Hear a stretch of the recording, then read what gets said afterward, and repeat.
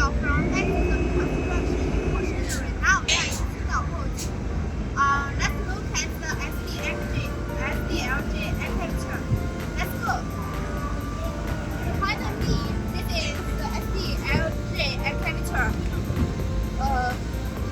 Here, the 6055 architecture. Now let's look at the details. Firstly, let's look at the engine.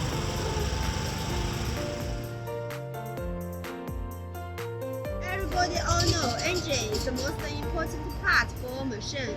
This architecture uses Deutz engine. The rated power is 1.28.5 kW, about 175 HP. Big power provides good working function for this architecture. Okay, now follow me. Please look at the bucket. The bucket is 0.995 cubic.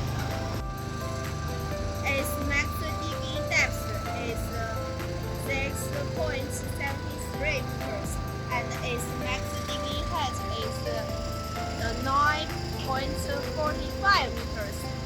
Now let's look at the cabin. Look at this is pilot control, and it has air conditioner.